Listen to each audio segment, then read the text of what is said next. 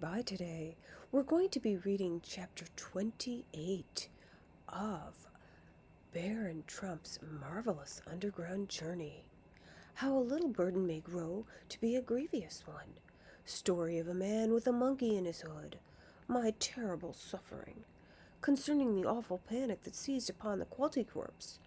My visit to the deserted ice palace. And what happened to Fufakaju. End of his brief but strange career. A frozen kiss on a blade of horn, or how Shinable chose a husband. Ah, little princess, how easy was it for thee to say that I would soon grow accustomed to the slender burden, and note it no more.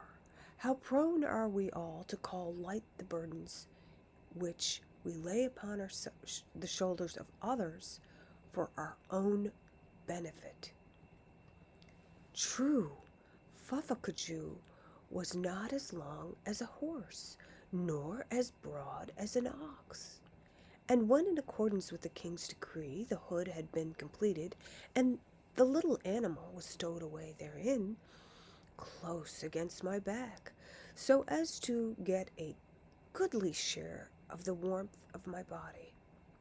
It seemed to me that Shinable was right, that I would soon become accustomed to the load and note it no more. And so it seemed the second and the third day, but not on the fourth.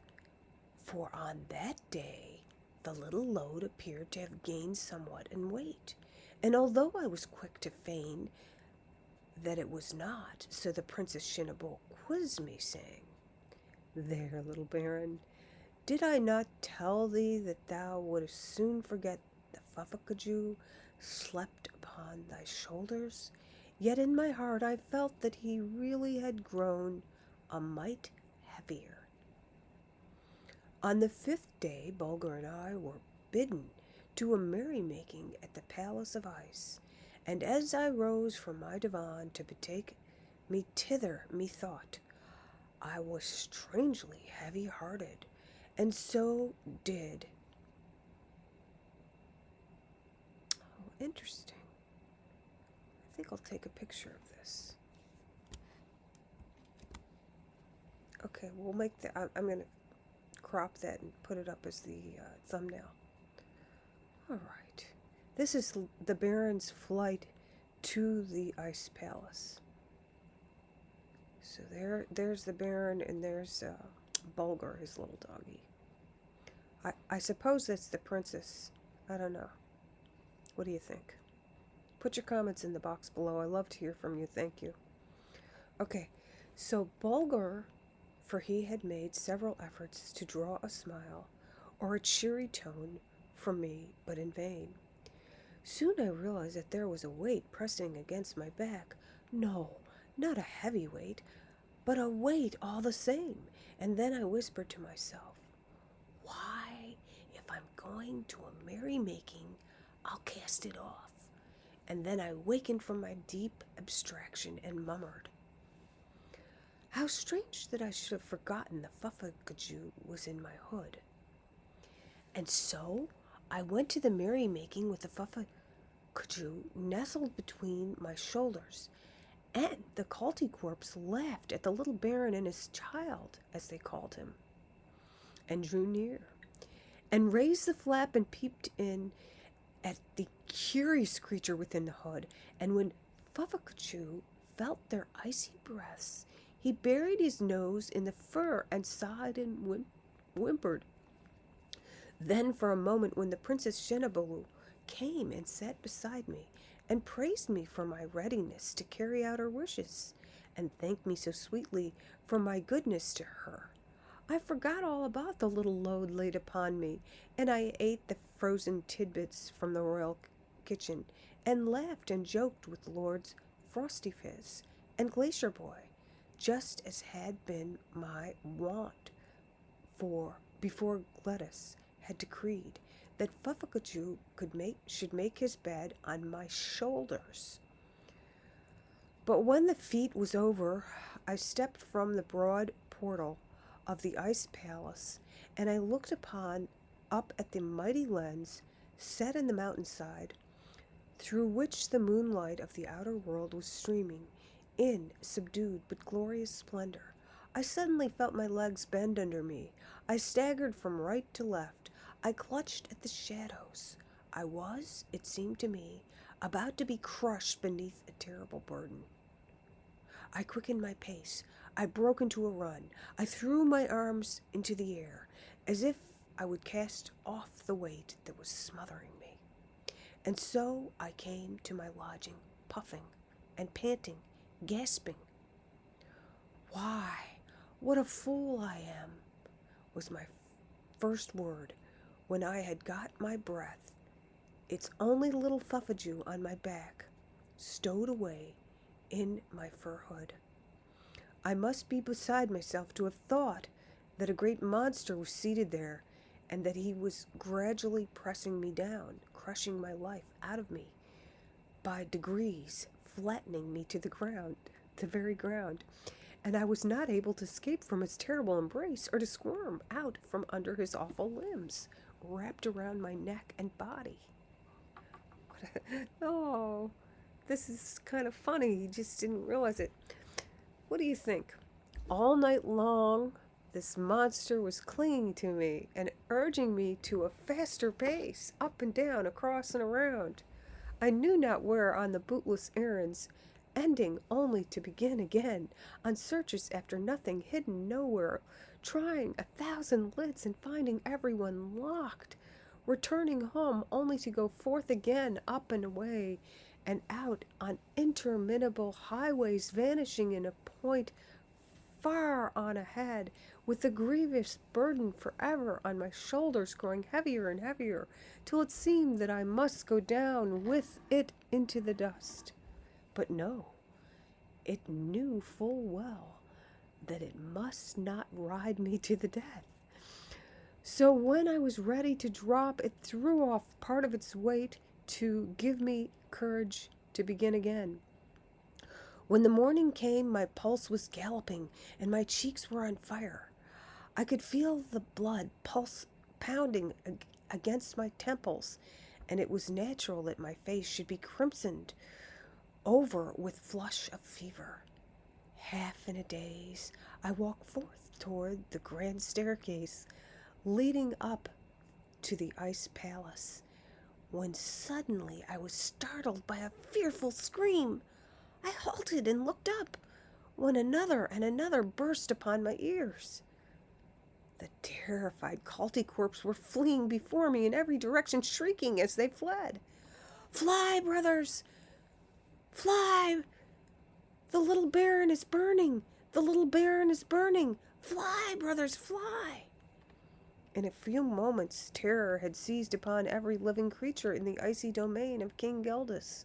They fled from me in mad haste, taking refuge in the distant caverns and corridors, filling the air with their wild outcries, no one being brave enough to halt and take a second look.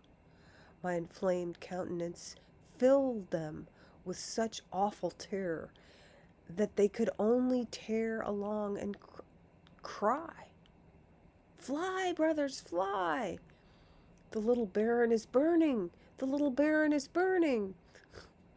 With Bulger at my heels, I turned and sprang up the staircase, with the intention of seeking out King Geldas and explaining the matter to him. But he too had fled, and with him every sentinel and serving man, every courtier and counselor. The palace was as still as death. I hastened through in silent corridors, calling out, "Shenabo! Princess Shenabo! Surely thou art not afraid of me.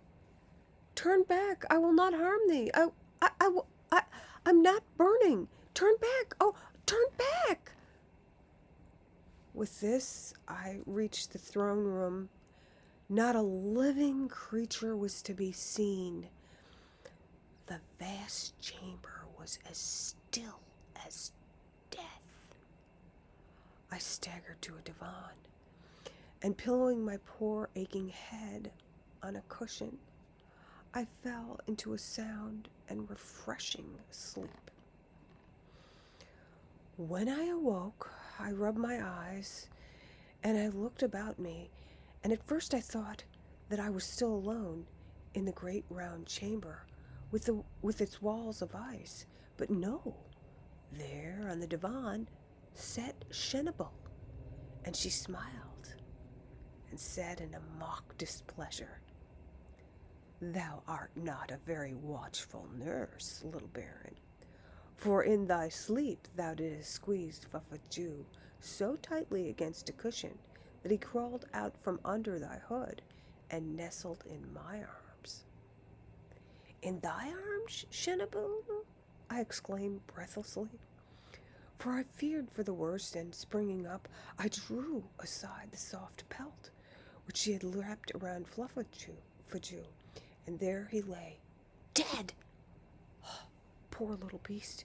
He'd been so happy to crawl into the arms of one he loved so dearly, and had cuddled up closer and closer to her in search of greater warmth, but only to come nearer and nearer to a heart that could not warm him. And so the insidious chill of death, which bringeth sweet and pleasant drowsiness with it, had stole over him, and he had died.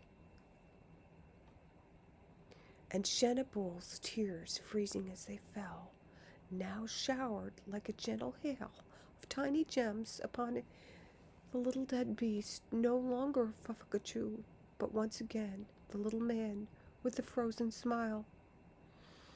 Presently, Qualtiquerps recovered from their senseless fear, and first one by one, and then groupwise, they returned to their homes. King Geldus and his court coming back too to the fair palace, which they had abandoned in their wild fright. When the cry had gone up that the little Baron was burning, so everybody was sorry to hear that Fuffajou had died the second time, and many were the frozen tears that dropped from the chilly cheeks of the Qualtiquerps as they looked upon the little man with the frozen smile as he lay on the white pelt beside Princess Shenable. That day we bore him back to the ice grotto, and having laid him in the hollow molded by his body in the crystal block, it was closed again so skillfully by the king's quarrymen that no eye was keen enough to note where the cleavages had been.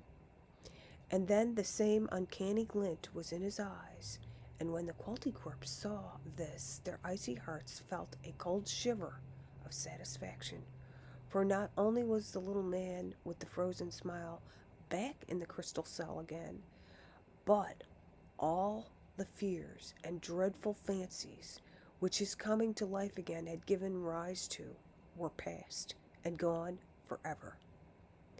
And peace and quiet and sweet contentment reigned throughout the icy realm of his frigid majesty, Geldus, king of the Qualtiquerps. Nothing remained to make his cold heart crack with joy but to see his beloved child Shenable make choice of a husband. And he had not long to wait, for one day upon entering the palace she saw a youth lying at the foot of the stairway, overcome with sleep. In one hand he held an alabaster lamp, and in the other a new wick, which he was about to fit into it, for the youth was a lamp trimmer in the ice palace of King Geldus. And when Princess Shenable saw him lying there overcome with sleep, she stooped and kissed him on the cheek, and passed on without another thought about the matter one way or the other. And the kiss froze on the cheek of the lamp trimmer, where Shenable had pressed it. Presently King Geldus came tramping into the hallway with... Wow, this chapter has two pictures. Let's see.